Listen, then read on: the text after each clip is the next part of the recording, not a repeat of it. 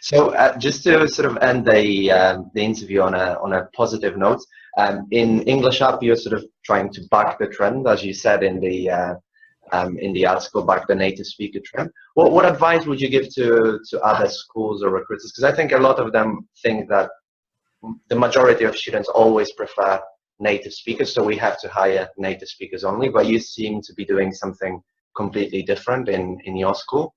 Mm-hmm.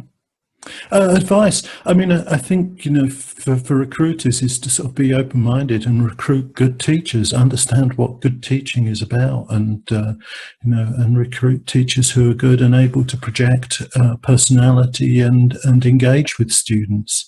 It's those things are far more important than sort of being a native speaker. That ability to sort of really engage and get involved with students and that kind of commitment to teaching as well.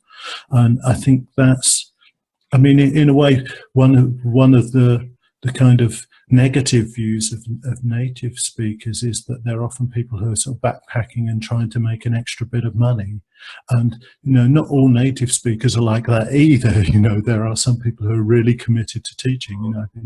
I'm a native speaker and I've spent more than 20 years, working in English language teaching. So sort of look for people who have genuine commitment to the profession rather than people who are just sort of trying to make a buck or, until their acting career takes off or their, their performing career takes off. Yeah, right. I think this kind of shows we have to see beyond the stereotypes of your native and non-native speakers, and perhaps the labels are unhelpful either. And perhaps the labels are very unhelpful. It would be good to be able to get away from that kind of discriminatory labeling. Really. But perhaps what you're suggesting, and I think Jennifer Jenkins had a similar idea with a monolingual English speaker, bilingual English speaker, or multilingual English speaker.